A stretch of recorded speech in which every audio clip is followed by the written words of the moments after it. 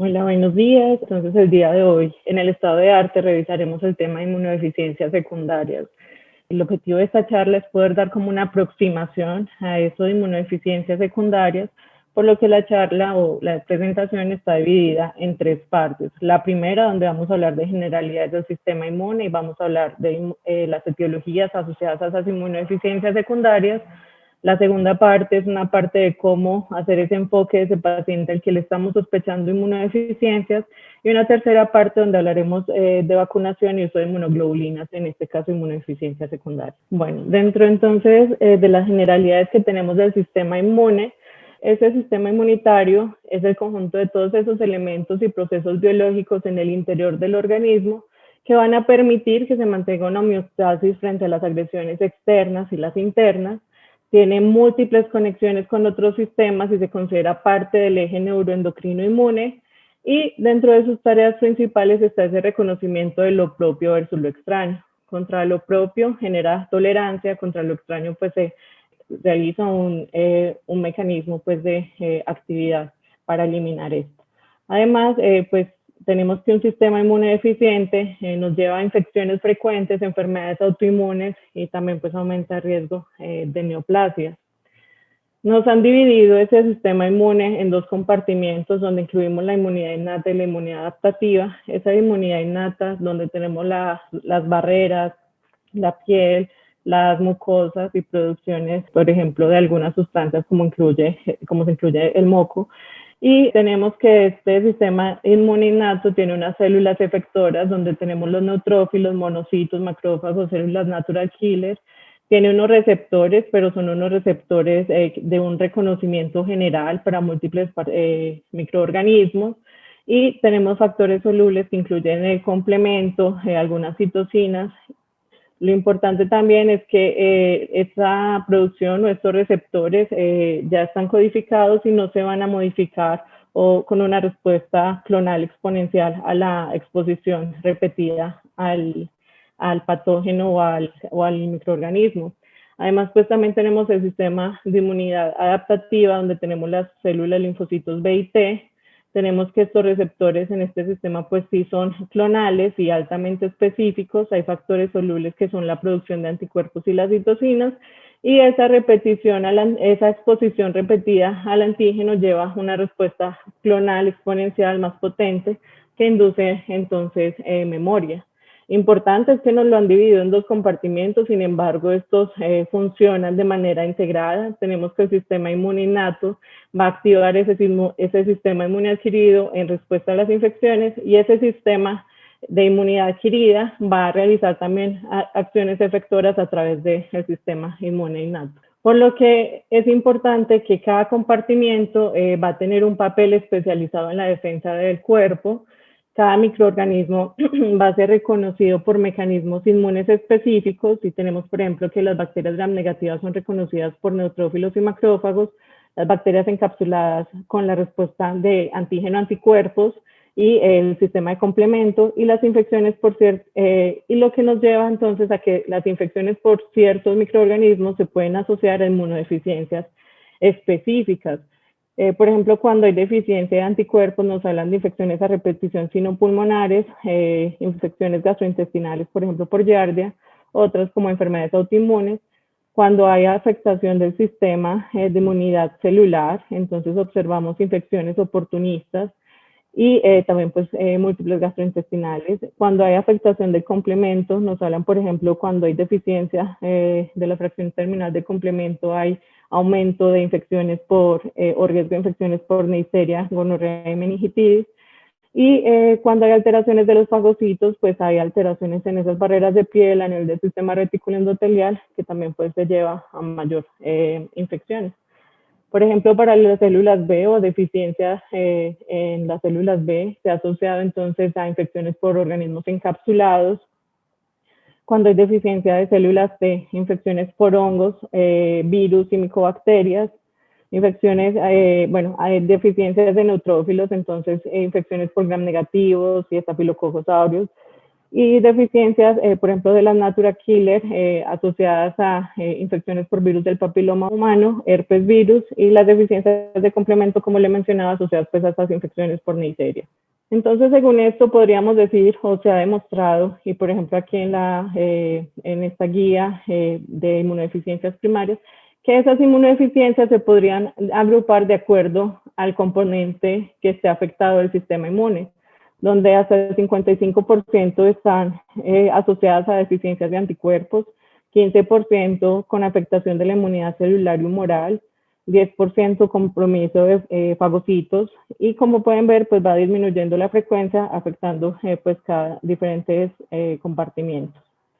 Sin embargo, entonces lo que tenemos es que esa inmunodeficiencia que se va a definir entonces como la que ocurre cuando uno o varios componentes de ese sistema inmune dejan de funcionar, nos va a aumentar ese riesgo de infección, cáncer y autoinmunidad. Podríamos dividirlas también en primarias, que son de origen genético, son más frecuentes, digamos, encontrarlas en niños. Sin embargo, en adultos también se pueden encontrar, sobre todo la deficiencia de inmunoglobulina A, la inmunodeficiencia común variable y las deficiencias de complemento.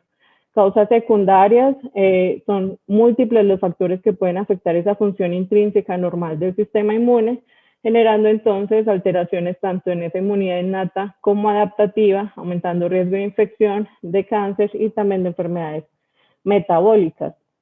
Dentro de esas inmunodeficiencias secundarias tenemos que tienen un amplio espectro de presentación y de severidad, que pueden resolverse con el manejo de esa condición primaria que lleva a ese paciente inmunodeficiencia, que la más conocida es el SIDA. Sin embargo, la más común es la desnutrición, y son múltiples las causas, como he venido mencionando, donde entonces incluye terapia por inmunosupresores, infecciones, malignidades, alteraciones de la homeostasis o del metabolismo, como diabetes, enfermedad renal, malnutrición, cirrosis, enfermedades autoinmunes, el trauma, la exposición al ambiente y otros como el estrés, la edad y asplenia, por ejemplo.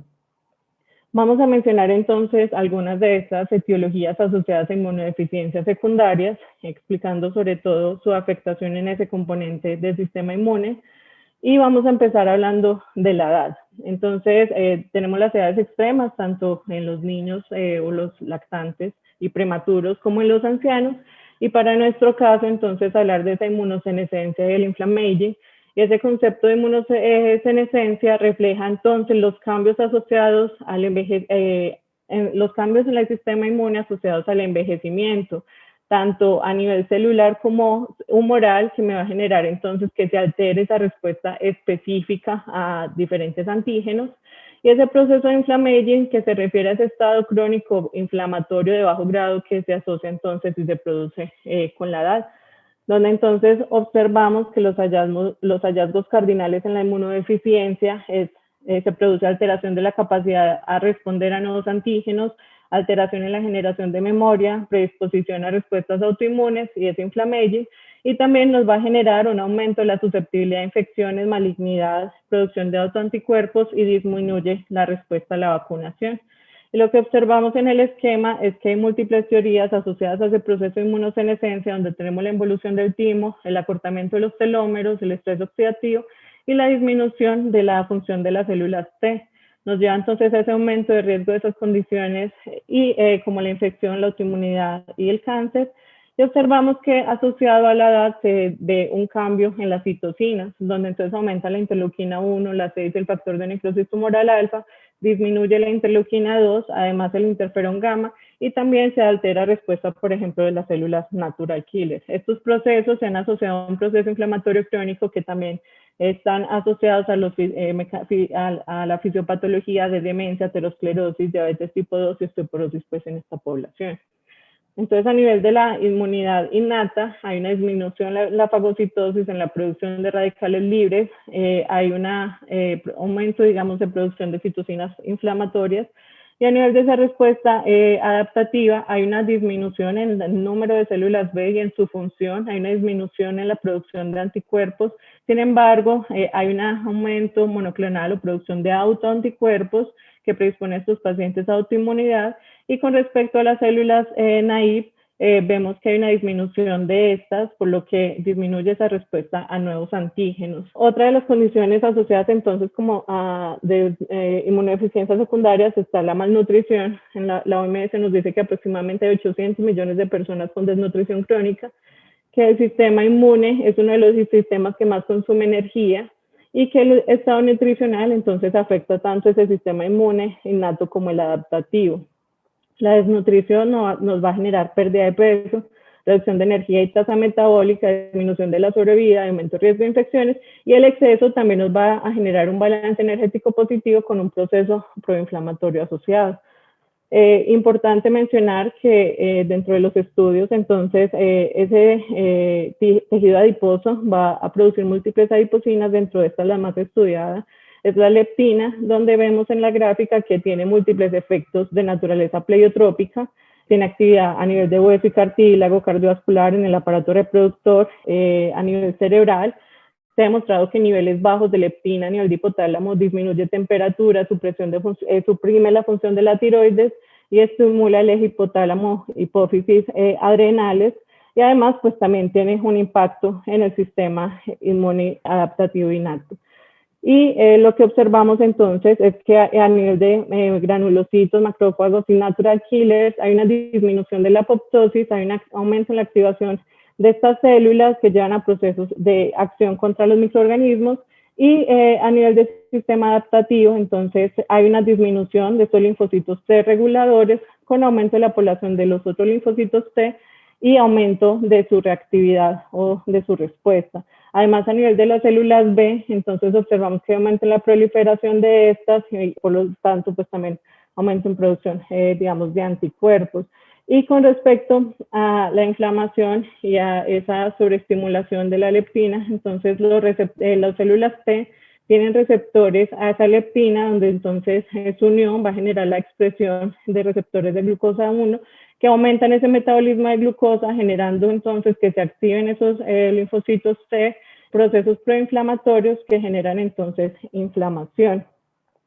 Entonces observamos que no solo es lo de la leptina, sino que es toda la deficiencia de micronutrientes que se asocia a esa malnutrición o el exceso en el caso de la obesidad. Y cuando hay una desnutrición proteico-calórica, observamos que a nivel de timo se produce atrofia, inversión de la relación CD4-CD8, alteración en la proliferación y la respuesta a los mitógenos. Nos mencionan, por ejemplo, el Instituto Nacional de Cancerología de Estados Unidos, que el 40% de las muertes en pacientes con cáncer están asociadas a infecciones y estas asociadas a desnutrición. Y observamos que la infección y la desnutrición tienen un ciclo vicioso, donde esas infecciones van a aumentar esos requerimientos energéticos y generando mayor desnutrición. Y esa desnutrición, por todas sus alteraciones a nivel del sistema inmune, genera aumento de riesgo de infecciones. Observamos de que se produce alteración en el número de las células T, de capacidad, también alteración de la capacidad de la respuesta de estas, y disminución de citocinas proinflamatorias como la interleuquina 2 y el interferón gamma. Deficiencias específicas de vitaminas se asocian con cambios a nivel del sistema inmune, al igual que de micronutrientes. Observamos, por ejemplo, que la deficiencia de vitamina C genera disminución de la función fagocítica, o la deficiencia del hierro puede alterar la función de esas células T, también reducir esa respuesta fagocítica y disminuir esa actividad de la mieloperoxidasa, por ejemplo. La obesidad es una pandemia también, tiene una prevalencia en Estados Unidos de aproximadamente 30%, y como veíamos, por todo ese mecanismo fisiopatológico se asocia a un proceso proinflamatorio que genera aumento de riesgo de sus trastornos metabólicos, incluyendo entonces diabetes mellitus tipo 2, hiperlipidemia, hipertensión y enfermedad cardiovascular. Además, también pues aumenta el riesgo de trastornos autoinmunes como la esclerosis múltiple, tiroiditis autoinmune y la diabetes mellitus tipo 1, y aumenta el riesgo de infecciones severas. Observamos que hay una inflamación crónica con aumento de citocinas, sobre todo factor de necrosis tumoral alfa, interleuquina 6 y proteína C reactiva. A nivel de la inmunidad innata hay un aumento de macrófagos, natural killer y neutrófilos, y hay una disminución de células precursoras. Además, también pues hay cambios a nivel de la disminución de los linfocitos T reguladores y aumento de los linfocitos TCD8. Por lo que tendríamos que esa desnutrición va a generar alteraciones en esas células reguladoras y en esas células efectoras, llevándonos a inmunodeficiencia, y la obesidad, en la otra cara de la moneda, también generaría una disminución de las células T reguladoras, un aumento de esa inflamación y de macrófagos y células B, que me llevan a procesos pues, de inflamación. Dentro de otras etiologías de esta inmunodeficiencia, es importante mencionar la diabetes mellitus, y nos mencionaban que para el 2016 habían en el mundo aproximadamente 425 millones de personas con diabetes, y se estima que aproximadamente hayan 629 personas con diabetes para el 2045. Y es importante porque es que la diabetes no solo afecta directamente el sistema inmune, sino que genera un cambio en múltiples sistemas que aumentan el riesgo de la infección. Por ejemplo, a nivel de los vasos sanguíneos, esa disrupción vascular o esas alteraciones en esa homeostasis vascular, esa formación de aterosclerosis, esa inducción de micro y macroangiopatías, generan disminución de la suplencia sanguínea a diferentes tejidos, aumentando el riesgo de infección. Además, también pues la neuropatía y como vemos aquí, también entonces los cambios que produce a nivel hepático, el hígado graso y posteriormente desarrollo pues de cirrosis. Y vemos entonces que afecta tanto la inmunidad innata, esas concentraciones de hiperglicemia, que generan alteraciones en la quimiotaxis, en la adhesión y en la fagocitosis como tal, disfunción de macrófagos y natural killer, y no solo en la inmunidad innata, sino también en la inmunidad adaptativa, y no solo en el componente humoral, sino también en el componente celular.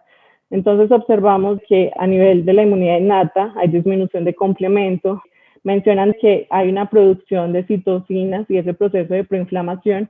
Sin embargo, también hay estudios que han tomado células inmunes de pacientes diabéticos y las han estimulado con lipopolisacáridos de bacterias, mostrando que estas células tienen una menor producción de interleuquinas como la interleuquina 6 para responder a esa infección. Eso pues también se asocia entonces a esa disminución o esa inmunodeficiencia. Hay disminución de los polimorfonucleares, de los macrófagos, de los monocitos y de los linfocitos T. Y esto se va a reflejar en ese aumento de riesgo de infecciones que vemos en pacientes diabéticos. Alteraciones en el complemento, entonces infecciones por cándida, alteraciones en la natural killer por micobacterios, en Mycobacterium tuberculosis, al igual que alteraciones en los macrófagos, infecciones bacterianas por alteraciones de los neutrófilos, y en cuanto a la inmunidad adaptativa también vemos pues que hay cambios y aumento de riesgo de infecciones. En esta corte retrospectiva, que fue valorando a los pacientes con diabetes mellitus versus controles para determinar riesgo de infección, tomaron a 102.493 pacientes diabéticos y los compararon con controles en grupos 2, 1, y fue una corte de un seguimiento desde el 2008 al 2015.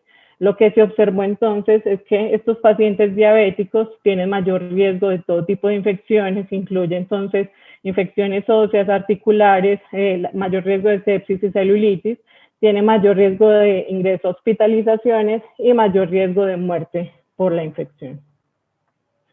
Otra de las etiologías a considerar es la enfermedad renal crónica, y observamos que las enfermedades cardiovasculares y las infecciones generan hasta el 70% de muerte en esos pacientes con enfermedad renal crónica, que esa inmunodeficiencia secundaria aumenta el riesgo de infección, cáncer y autoinmunidad, y además de eso se ha visto que hay un riesgo de mortalidad de 250 veces, siendo 250 veces más altas en pacientes con sepsis en comparación a población general.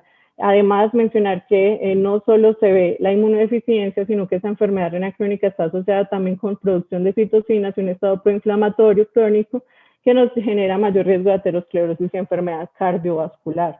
Se han demostrado que algunos efectos de la uremia van a resolver con trasplantes, sin embargo, no con la diálisis. Y es que lo que tenemos es que esa enfermedad renal crónica genera una disfunción metabólica y una disminución de esa tasa de filtración glomerular. Esa disminución en esa tasa de filtración glomerular nos lleva a esa uremia, y esa uremia se ha visto asociada entonces con alteración de los linfocitos T, disminución de los linfocitos B y alteración en la capacidad bactericida de los neutrófilos. Sin embargo, por estos lados de la disfunción metabólica también se ha visto aumento de riesgo de infecciones. Por ejemplo, el estado proinflamatorio crónico genera que haya mayor resistencia a la EPO, y eso genera pues mayor anemia. Estos pacientes van a requerir terapia con hierro y ese hierro también va a generar mayor crecimiento bacteriano, disminución de la actividad de los polimorfos nucleares y aumentan producción de citocinas. Otro importante sería mencionar el factor de crecimiento de fibroblastos 23, que ha demostrado que su alteración en enfermedad renal va a generar disminución en la producción de vitamina D y también pues aumento de riesgo de infecciones. Todo eso, en conclusión, lleva a una desregulación del sistema inmune. Observamos entonces que esa uremia genera cambios a nivel de la inmunidad innata en todos los tipos de células, neutrófilos, monocitos, macrófagos y natural killer, disminución de su capacidad bactericida, y en las células dendríticas disminuye esa capacidad de que presenten los antígenos. Además, en las células de la inmunidad adaptativa, esas células T, la alteración en esas células T efectoras va a generar una alteración a la respuesta a vacunas, y la disminución de esas células B también pues disminuye esa respuesta serológica. Y no solo son esos cambios en el sistema inmune, sino que la enfermedad renal crónica también genera disbiosis, y esta promueve, esta enfermedad entonces va a promover sobrecrecimiento bacteriano, translocación bacteriana, asociada a unos factores de riesgo en los pacientes, como la acidosis metabólica, la uremia, la congestión en la pared intestinal, el uso de antibióticos e inhibidores de bomba de protones. Esta translocación intestinal va a generar que a nivel de los nódulos linfáticos y pues del mesentérico, hígado y vaso se generen respuestas contra estos patógenos, generando entonces la producción de interleuquina 6 PCR, y esto genera una activación persistente del sistema inmune que va a predisponer también a mayor riesgo de infección. Otra de las patologías sería la cirrosis. Observamos entonces que el hígado tiene dos mecanismos importantes para controlar o ayudar a la inmunidad. Uno es a través de la circulación portal, donde va a filtrar microorganismos, y la segunda a través de la producción de proteínas del sistema inmune, como los receptores de reconocimiento de patrones y algunas proteínas asociadas al complemento. Por lo que la cirrosis como tal nos genera dos fenotipos asociados entonces a esta inmunodeficiencia. Uno es el fenotipo inmunodeficiente, donde ese daño en el sistema retículo endotelial va a comprometer esa función inmune al disminuir la producción de proteínas asociadas entonces a la inmunidad, y el otro es ese fenotipo proinflamatorio, donde los procesos de destrucción, esa necrosis hepática genera respuestas y producción de citocinas, desencadenando inflamación. Y observaríamos entonces que a nivel hepático hay un daño en el sistema retículo endotelial, hay una alteración en la producción de proteínas, generando entonces disminución del aclaramiento de patógenos y disminución de sapsonización bacteriana. Y a nivel de causas sistémicas generaría alteraciones en todas las células del sistema inmune, disminuyendo la capacidad fagocítica de las bacterias, disminuyendo la opsonización por células B y disminuyendo respuesta a vacunación. Por células T disminuye esa respuesta a los antígenos, y los natural killers pues disminuyen de su capacidad bactericida. Además, pues también se ve un proceso de disbiosis por daños en la mucosa intestinal. Y dentro de su fenotipo proinflamatorio tendríamos que esa cirrosis va a generar un aumento de la permeabilidad intestinal, que genera patrones moleculares asociados a patógenos, y por el lado de del daño y la inflamación hepatocelular produce patrones moleculares asociados a daño. Estas generan activación de ese sistema inmune con posterior inflamación crónica. Las infecciones, entonces es importante porque es una de las causas más frecuentes de hipogamaglobulinemia, infecciones severas. Mencionan entonces de que algunos microorganismos tienen la capacidad de inducir inmunosupresión, tanto porque puedan llegar a agotar esa respuesta inmune, o porque a nivel medular inhiban la producción pues, de células del sistema de defensa, lo que va a llevar entonces a infecciones secundarias por microorganismos. Y observamos que son múltiples los patógenos asociados. Tenemos virus como el Epstein-Barr, la influenza, importante el VIH y, como lo mencionaba anteriormente, el más conocido, asociado a inmunodeficiencia, el citomegalovirus, parásitos como leishmania y malaria, y bacterias como Bordetella pertussis y Mycobacterium tuberculosis.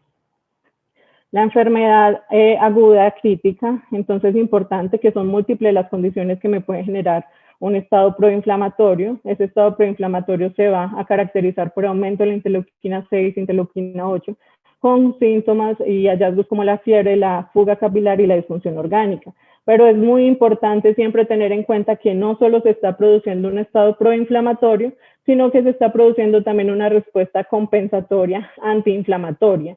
Y esta nos va a llevar a aumento de la producción de interleuquina 10, aumento de la apoptosis de linfocitos T y disminución en la producción de citocinas. ¿Por qué es importante esta respuesta en el caso de la inmunodeficiencia? Porque se ha visto que cuando esta respuesta es persistente y severa, genera inmunodeficiencia. Y esto sobre todo asociado a factores del paciente o de la condición como tal que llevó al paciente a esa condición y tratamientos que reciba el paciente como inmunosupresores. Hay varios estudios que han tratado de impactar en este proceso, sin embargo, pues ninguno ha mostrado que de verdad tenga algún efecto. Y esa enfermedad crítica generaría también cambios en la inmunidad innata adaptativa y a nivel pues, de moléculas plasmáticas, donde a nivel de la inmunidad innata disminuye esa capacidad de presentar antígenos, disminuye esa capacidad de activar esos linfocitos. A nivel de la inmunidad adaptativa hay una disminución de esa respuesta de los linfocitos, hay una disminución en la proliferación de estos, y a nivel plasmático, entonces se han visto asociadas a esa respuesta compensatoria, aumento de la interleuquina 10 y el TFG beta. La asplenia, y es importante mencionarla porque no solo entonces es un paciente que tenga una cirugía, sino que son múltiples las condiciones, como pueden ver en esta tabla, que se asocian con una asplenia funcional, donde tenemos enfermedades gastrointestinales, hepáticas, oncológicas, autoinmunes, infecciosas y iatrogénicas, y algunas otras, como por ejemplo la amiloidosis. Mencionan que la asplenia va a generar un mayor riesgo de infecciones por bacterias encapsuladas, y estas infecciones van a ser severas. Importante entonces en esto que nos podríamos ayudar del extendido de sangre periférica, donde podríamos observar los cuerpos de Joule. Y es que el vaso tiene pues una función inmunológica muy importante. Vemos entonces que está la pulpa roja, blanca y la zona marginal, y en cada una de estos se va a generar procesos asociados al sistema inmune. A nivel de la pulpa roja, entonces la eliminación de antígenos por parte de los macrófagos. Además, en la zona marginal, la inducción de tolerancia a antígenos propios, y a nivel de esa zona folicular, la producción de anticuerpos opsonizantes, por lo que es muy importante siempre considerar todas estas causas de asplenia funcional que podrían generarme una inmunodeficiencia secundaria. Dentro de las pérdidas de proteínas nos mencionan el síndrome nefrótico, nos mencionan la enteropatía perdedora de proteínas, las quemaduras, mencionar que pacientes con síndrome nefrótico tienen un aumento de la susceptibilidad a las infecciones, que hay una pérdida de proteínas, sobre todo entonces mayor depresión de la inmunoglobulina G, que la función y el número de las células T es normal, excepto en casos de uremia por los mecanismos que veíamos previamente, y la quimiotaxis de los neutrófilos está disminuida. Además, mencionar que estos pacientes pues están recibiendo o pueden recibir corticosteroides que llevan pues también a inmunosupresión. Múltiples también causas de enteropatías asociadas a pérdida de proteínas, donde tenemos, por ejemplo, la enfermedad inflamatoria intestinal y infecciones, enfermedades reumáticas y causas también, por ejemplo, la cirrosis. Y es importante mencionar que entonces en estas enteropatías hay pérdida de albúmina, inmunoglobulina G, y la respuesta específica a anticuerpos puede estar normal, la respuesta a los mitógenos puede estar alterada y puede haber una alteración en esa relación CD4-CD8 donde puede estar disminuida. Las enfermedades autoinmunes generarían todo un nuevo, pues serían un tema para todo un estado de arte, porque pues son múltiples los cambios fisiopatológicos asociados a autoinmunidad e inmunodeficiencia. En el LES nos mencionan que las infecciones son la causa mayor, pues una de las causas mayores de morbilidad y mortalidad en estos pacientes. Nos hablan de que hay 3 mecanismos de inmunodeficiencia asociados a factores genéticos, donde se ha demostrado que estos pacientes tienen factores, alteraciones genéticas como las que se encuentran en pacientes con inmunodeficiencias primarias. Hay además mayor riesgo de infección por las mismas alteraciones que induce esta enfermedad y asociada a los medicamentos que se dan para el tratamiento. Todo esto pues nos va a generar mayor inmunodeficiencia y compromiso tanto de la inmunidad innata como la inmunidad adaptativa. Las malignidades hematológicas mencionan que son múltiples y todas podrían en cierta forma generar inmunodeficiencia, Sobre todo nos mencionan la leucemia linfocítica crónica, donde hasta el 85% de estos pacientes pueden presentar anormalidades en el sistema inmune, y la hipogamaglobulinemia sería el factor que más se correlaciona con infección en esta población. De acuerdo a su estado inmunológico, podríamos ver que, por ejemplo, en pacientes sin inmunosupresores, las infecciones más frecuentes son de tracto urinario y respiratorio. En pacientes con quimioterapia, la reactivación de infecciones virales latentes, y en pacientes que están recibiendo otros tratamientos, infecciones también por gérmenes oportunistas. El mieloma múltiple es otra de las causas importantes que nos mencionan dentro de las malignidades, y mencionan que las infecciones bacterianas ocurren en el 25% de estos pacientes a un año de seguimiento, que hay disminución de anticuerpos para diferentes patógenos en comparación a controles. Las infecciones van a ser más frecuentes durante la quimioterapia y sobre todo en ese primer año, y hablan de que las infecciones más frecuentes serían respiratorias, urinarias, complicaciones sépticas y meningitis. Las infecciones en el mieloma múltiple tienen un patrón de presentación bifásico. En el primer año, estreptococo neumonía, hemófilos influenza, y en la fase avanzada, sobre todo, infecciones por gram negativos y el estafilococo aureus. Además de las inmunodeficiencias, también podemos encontrar las que se asocian a los trasplantes, y es que estos pacientes van a tener mayor mortalidad asociada a la infección en comparación pues, a pacientes que no requieren trasplante, y puede ser cualquier tipo de trasplante, tanto hematopoyético o de órganos sólidos. En este caso, la inmunodeficiencia es compleja, es temprana y puede persistir años después de que se haya trasplantado el paciente. En la fase nos lo dividen en 3 periodos: una fase temprana, donde el mayor factor de riesgo es la neutropenia, las alteraciones en las barreras anatómicas; en la segunda fase, el rechazo agudo o la enfermedad injerto versus huésped aguda; y en la fase tardía, la enfermedad injerto versus huésped crónica. Y dentro de los medicamentos también podría incluir todo un estado de arte para hablar del impacto que tienen los medicamentos en el sistema inmune. Es importante mencionar que pueden generarse o se pueden dividir en efectos biológicos, físicos y químicos. Los medicamentos con efecto químico tienen una habilidad para inhibir la proliferación de esos linfocitos. Los biológicos inhiben de forma específica componentes de esa respuesta inmune, y los físicos pues asociados a la radiación ionizante y los rayos UV. Además, existen otros medicamentos que se utilizan con una función diferente. Sin embargo, dentro de su mecanismo de acción podría inducir alteraciones en el sistema inmune, y eso lo vemos, por ejemplo, con el trimetopril sulfamethoxazol induciendo leucopenia, o con la hipogamaglobulinemia inducida en pacientes que están tomando antiepilépticos. Los glucocorticoides van a generar alteración en la migración de neutrófilos y monocitos, inhiben fagocitosis, producción de citocinas, y va a ser dosis dependiente. Los inhibidores de la calcineurina también me van a generar una alteración en la activación, en la transcripción de la interleuquina 2 y en la función de las células T, por lo que no altera la función de macrófagos ni de neutrófilos. También se ha visto que aumenta el riesgo de infecciones, y pues tiene siempre reacciones adversas, sobre todo hipertensión, disfunción renal y ya desórdenes linfoproliferativos y neoplasias cutáneas.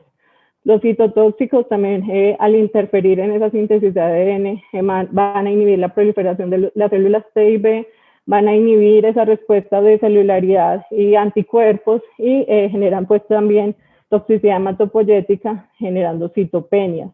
Y los biológicos, que tienen múltiples efectos en diferentes sistemas, sin embargo, pues estos van a aumentar el riesgo de infección, sobre todo asociado al mecanismo de acción del medicamento, la dosis del medicamento y la duración del tratamiento, así como de factores específicos del paciente. Y en este esquema, básicamente lo que podríamos observar es que dependiendo del el sitio de acción o el blanco terapéutico de esos biológicos, se va a asociar con alteración en diferentes componentes de esas células B. Ya el siguiente paso sería cómo vamos a enfocar a ese paciente al que le estamos sospechando inmunodeficiencia. Y es importante considerar que, aunque las infecciones recurrentes son los hallazgos patognomónicos, la palabra clave en este caso es inusual. Y podríamos tener una infección por un microorganismo inusual, una duración inusual del cuadro, complicaciones inusuales, una severidad inusual de una infección pues que sería, digamos, usual.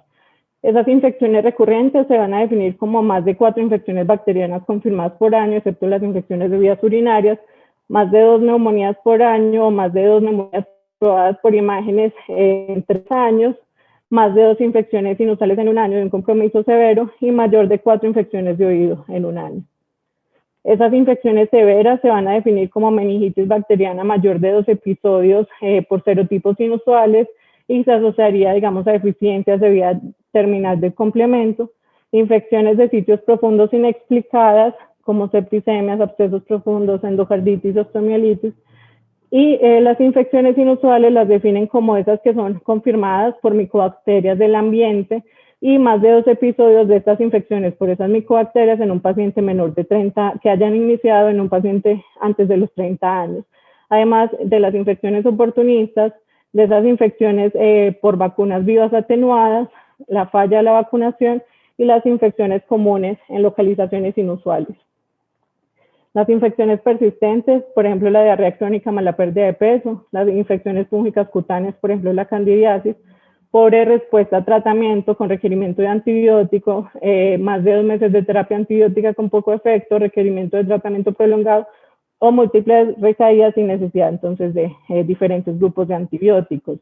Además, hay manifestaciones no infecciosas que nos pueden sugerir inmunodeficiencia, entonces mencionan la pérdida prematura de la dentadura, la cicatrización lenta, la aparición de verrugas en la piel y genitales y pues la presencia de enfermedades autoinmunes o la historia familiar de inmunodeficiencia de enfermedades autoinmunes.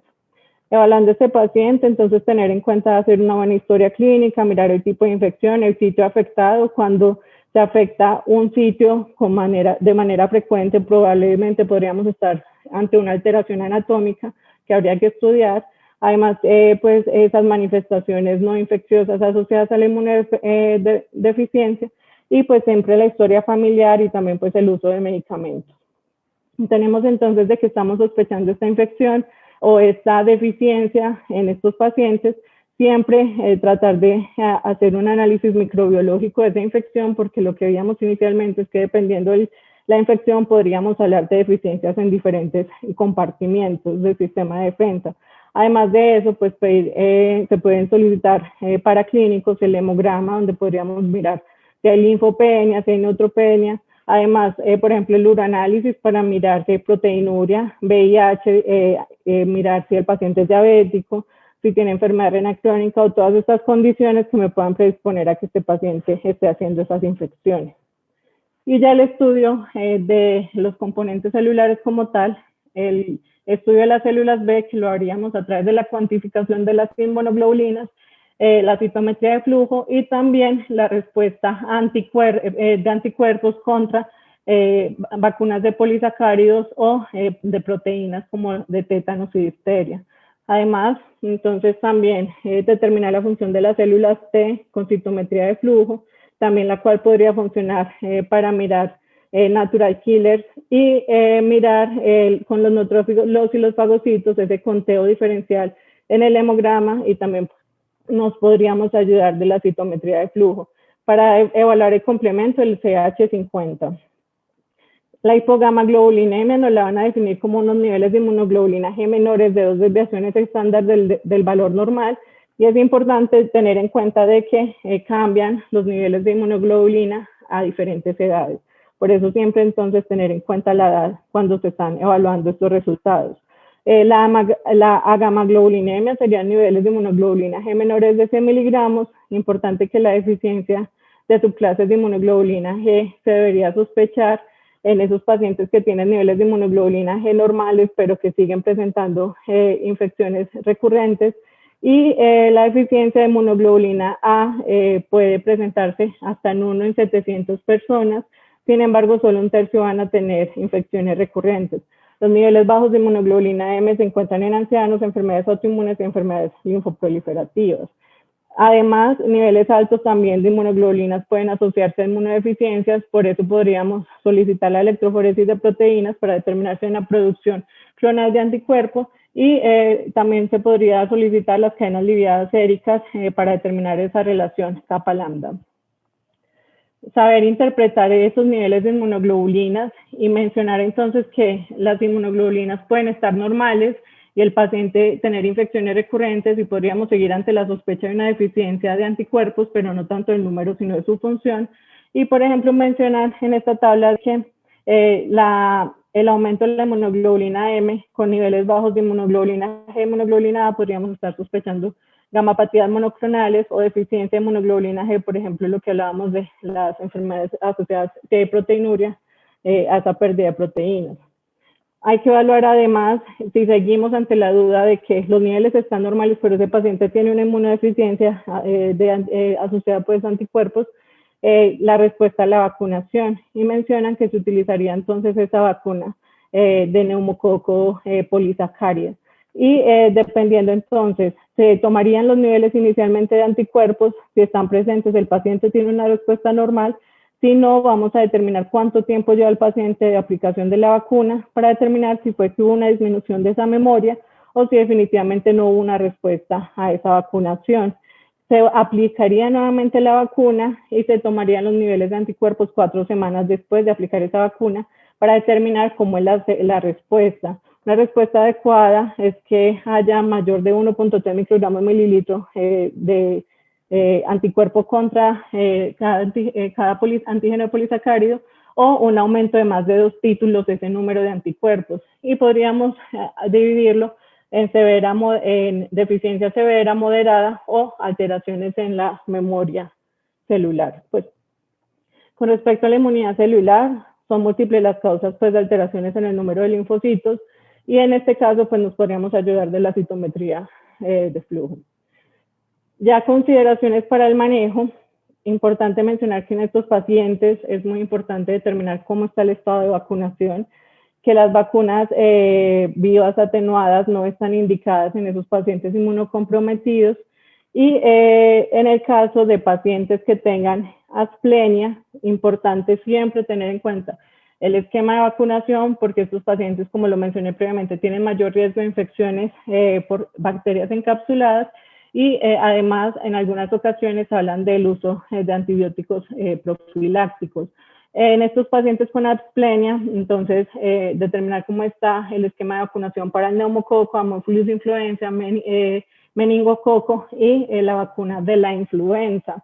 Si este paciente requiere una esplenectomía y es electiva, mencionan que el paciente debe vacunarse mínimo 14 días previo al procedimiento, idealmente 10 a 12 semanas antes del procedimiento, y si es una esplenectomía de emergencia, idealmente pues mencionan que se debería vacunar 14 días antes del procedimiento. Lo otro es que determinar el uso de antibióticos profilácticos en esta población va a depender de factores individuales del paciente, de su estado inmune, de la historia de infecciones, de eventos adversos presentados para definir entonces el inicio y el uso de antibióticos profilácticos. Y por último, el uso de inmunoglobulina en estos pacientes con inmunodeficiencias secundarias, donde mencionan entonces que la elección del paciente que se beneficia de la inmunoglobulina debe considerar la severidad de las infecciones, la concentración de subclases de inmunoglobulina G, la respuesta a la vacunación y la eficacia del uso de antibióticos profilácticos. La información entonces disponible hasta el momento muestra que ese uso de inmunoglobulina en esos pacientes con inmunodeficiencia secundaria no reduce la mortalidad. Hay ensayos clínicos aleatorizados, sobre todo en pacientes con leucemia linfocítica crónica y mieloma múltiple, donde ha demostrado que reduce el número de infecciones, uso de antibióticos y tiempo de hospitalización. Y son pocos los estudios y son no concluyentes en pacientes con trasplante hematopoyético. La guía colombiana, que es un consenso de expertos que publicaron en la revista mexicana en el 2017, ellos revisan diferentes estudios para determinar entonces cuáles serían esas recomendaciones del uso de inmunoglobulina en esos pacientes en diferentes condiciones, incluyendo inmunodeficiencias secundarias. Mencionan que en pacientes con mieloma múltiple, ese tratamiento con inmunoglobulina se debe considerar en pacientes con hipogamaglobulinemia, una IgG menor de 500 miligramos decilitro, infecciones bacterianas recurrentes o graves, falla documentada de respuesta a anticuerpos. Para esos pacientes con una recomendación grado C. En esos pacientes con leucemia linfocítica crónica, ese reemplazo de inmunoglobulina también debe estar considerado de acuerdo entonces a las infecciones bacterianas presentadas por el paciente, el tratamiento profiláctico que esté recibiendo y la hipogamaglobulinemia. Y en el caso de rituximab también lo recomendarían con una evidencia grado C para esos pacientes que presentan hipogamaglobulinemias severas y prolongadas. En otras condiciones mencionan que, por ejemplo, para la enfermedad por pérdidas de proteínas no existen estudios controlados para evaluar el uso de la inmunoglobulina en estas. Para la inmunodeficiencia secundaria por el uso de anticonvulsivantes con una recomendación grado C, mencionan de que si los niveles de inmunoglobulina están bajos, el paciente tiene infecciones recurrentes y no se puede emplear otro anticonvulsivante, se podría considerar el uso de inmunoglobulina. Y secundaria, y ya para secundaria medicamentos inductores de hipogamaglobulinemia, entonces mencionan a esos pacientes que reciben corticoides o quimioterapéuticos con infecciones recurrentes y hipogamaglobulinemia, donde podría considerarse entonces la sustitución con la inmunoglobulina. Y aquí es una tabla que resume algunas de las recomendaciones en diferentes países del uso de inmunoglobulina y como podemos ver, hay poco consenso en el uso de esta para casos, digamos, de inmunodeficiencias secundarias. Entonces mencionan, por ejemplo, en Europa que la infección serían infecciones bacterianas severas y recurrentes.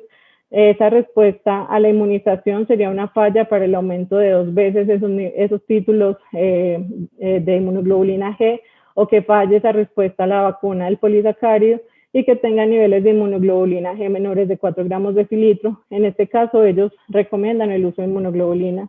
Para el Reino Unido, entonces mencionan bacterias recurrentes a pesar de 3 meses de tratamiento antibiótico, que haya una falla a la vacunación y que los niveles de inmunoglobulina G estén normales o que estén disminuidos, también pues considerarlo sobre todo en condiciones especiales como la leucemia linfocítica crónica, el mieloma múltiple.